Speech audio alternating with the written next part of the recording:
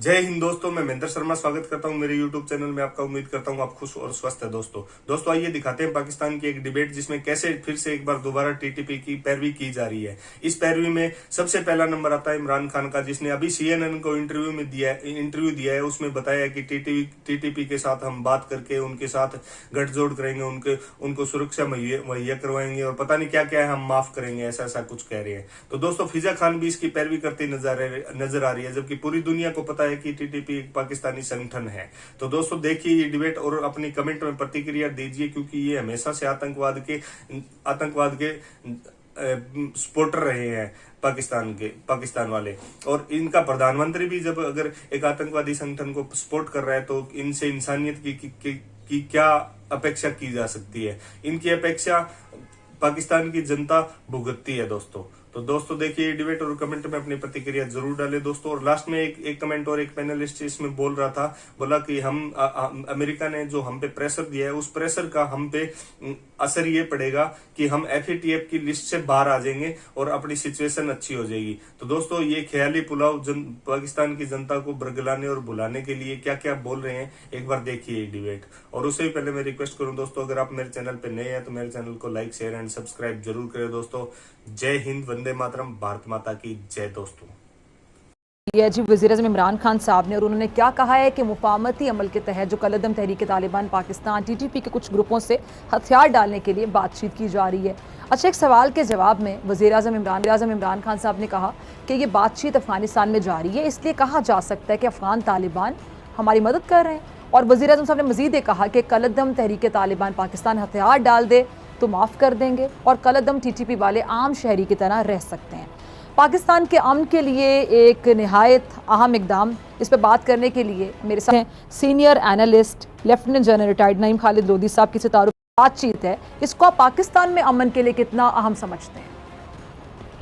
जी, इसमें तो कोई शक ही नहीं है कि अगर कोई भी जंग या कोई भी इख्तलाफ या कोई भी स्टैंड ऑफ ख़त्म हो जाए तो वो मुल्क के लिए हमेशा खुश आइंद होता है। लेकिन इसमें एक दो बातें जो इसके तनाज़ुर में समझने की हैं वो मैं ज़रूर करना चाहूँगा। एक तो ये कि एक बात साबित हो गई कि जो नई अफ़गान इंटरिम हुकूमत है वो अपने वादों का पास रख रही है। उन्होंने तहरीक तालिबान पाकिस्तान को ये बरमला बता दिया है कि जी अब अफगानिस्तान की सरजमीन इस्तेमाल नहीं हो सकती, आप अपनी बातचीत करें और यहाँ से फारग हो जाएं जिस तरीके से भी हो। तो वो आप यूँ समझें कि वो जो उन्होंने वादा किया था कि अपनी सरजमीन किसी दहशतगर्द के लिए इस्तेमाल नहीं होने देंगे, उसको पूरा करने की कोशिश कर रहे हैं। दूसरी चीज़ ये है कि तहरीक तालिबान पाकिस्तान, लोगों का ये ख्याल था कि अफगान तालिबान के आने के बाद मजबूत हो जाएगी, वो एक्चुअली कमज़ोर हो गई है। उसकी वजह यह है कि उसके पीछे ना रॉ रही है, ना NDS रही है, ना CIA है।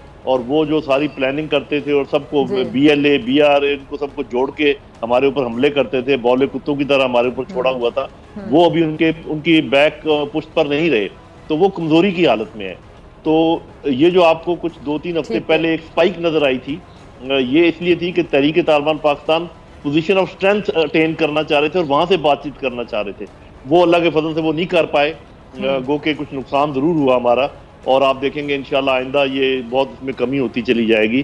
तो मैं ये समझता हूँ मुल्क के लिए खुश आइंदा है। लेकिन एक बात जरूरी है, सबको अक्रॉस द बोर्ड शायद एमनेस्टी नहीं दी जा सकती, क्योंकि जो घिनौने जराइम में जो इनकी लीडरशिप इन्वॉल्व थी, जिन्होंने प्लानिंग की थी, आर्मी पब्लिक स्कूल के जो हमारे लख्ते जिगर शहीद हुए हैं, उनके लिए हम कैसे ये कौम माफ़ करेगी या वो वालिदैन कैसे माफ़ करेंगे? मेरा नहीं ख्याल कि स्टेट को ये हक हासिल है कि उनके खून बहा किसी अपने तौर पे दे दे, तो वो उनसे बात करनी पड़ेगी। और दूसरा मैं ये भी समझता हूँ कि पार्लियामेंट को एतमाद में लेना चाहिए, चाहे इन कैमरा ले, उनको बताएं कि अभी तक ठीक है, फैसला तो नहीं हुआ है, ये बातचीत हो रही है, इन लाइनों पर हो रही है, इन लोगों को हम एमनेस्टी दे रहे हैं जो उनके फुट सोल्जर्स हैं, इनको एमनेस्टी नहीं दे रहे। और अब मेरे ख्याल एक वक्त और भी आ गया है कि मुझे मालूम है कि एबटाबाद आर्मी पब्लिक स्कूल के पे जो लोग मुलव्वस थे उनको बहुत सारे लोगों को कैफरे किरदार तक पहुंचा दिया गया है, लेकिन वो चीज़ ओपन इसलिए नहीं थी कि उसमें कोई लॉ के कानूनी पहलू थे।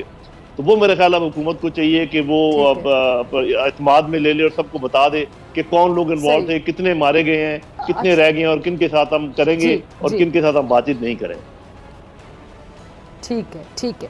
अच्छा जनरल साहब, इंटरव्यू के दौरान जब प्राइम मिनिस्टर से ये पूछा गया कि जी मुज़ाकरात होने के बावजूद जो सिक्योरिटी फोर्सेस पर टीटीपी के हमले हो रहे हैं, तो खान साहब ने जवाब इस बात का ये दिया कि जी हम बातचीत कर रहे हैं, हो सकता है कि कोई नतीजा ना निकल सके, मगर उन्होंने ये भी कहा है कि जी मैं फ़ौजी हल में यकीन नहीं रखता, सियासतदान होने के तौर पर सियासी मुज़ाकरात को ही आगे का रास्ता समझता हूँ। इस पर क्या कहेंगे आप? जी देखें, ये तो मैंने आपको बताया कि वो चूंकि पोजीशन ऑफ स्ट्रेंथ अटेन करना चाह रहे थे, इसलिए उनके जो स्लीपर सेल थे उन्होंने पूरा जोर लगा के पिछले दिनों में जो कुछ करना था वो किया है। दूसरी बात ये है, जहां तक ये है कि इसमें तो कोई शक नहीं कि अल्टीमेटली बातचीत ही होती है, लेकिन हल जो है वो बातचीत से नहीं होता। मैं इस चीज का कायल नहीं हूँ। अफगानिस्तान में क्या हुआ है, जब जोरे बाजू से अफगान तालिबान ने अपना फ्रीडम हासिल करने के करीब पहुंच गए तब बातचीत हुई है। अब भी जब तहरीक तालिबान पाकिस्तान की कमर टूट चुकी है और वो कमजोरी की हालत में, बातचीत तब शुरू हुई है। तो ये कहना मेरे ख्याल में, मैं गलत हो सकता हूँ, दुरुस्त नहीं है कि मसाइल बातचीत से हल होते हैं। मसाइल कॉम्बिनेशन से हल होते हैं। आपको जोर भी लगाना पड़ता है, फिजिकल मामलात भी होते हैं, काइनेटिक्स का इस्तेमाल भी करना पड़ता है, डिप्लोमेसी का इस्तेमाल भी करना पड़ता है और बातचीत भी करनी पड़ती है, नेगोशिएशन भी करनी पड़ती है।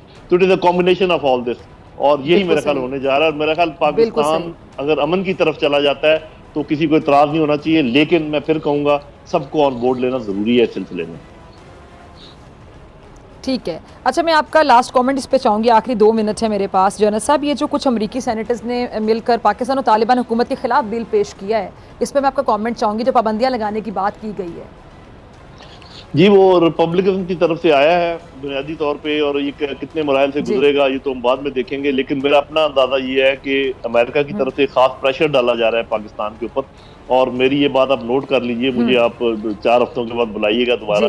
अनकरीब आप देखेंगे 1.5-2 महीने में अमेरिका बड़े पैमाने पर पाकिस्तान के साथ दोबारा से अच्छे ताल्लुकात इस्तवार करने की कोशिश करेगा, और देखते हैं कि पाकिस्तान आगे से कैसे इसको बैलेंस आउट करता है।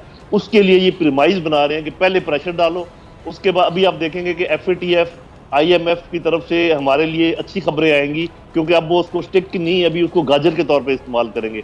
तो ये गाजरें, ये तो आप भी अच्छी खबर दे रहे हैं जनरल साहब, ये तो बड़ी अच्छी बात है अगर ऐसा हो जाए। मुझे ऐसे लग रहा है कि इस दफा गाजरें ज्यादा लटकाई जाएंगी, और हम तो खैर दोनों तरीके से मान जाते हैं, छड़ी की बात भी मान जाते हैं, गाजर की बात भी मान जाते हैं। ठीक। अच्छा, अगर ऐसा आपको नजर आ रहा है आइंदा आने वाले कुछ हफ्तों में, और ये ऐसा सोच रहे हैं ऐसा होगा, तो फिर पहले प्रेशर डालने की क्या वजह दिखाई देती है?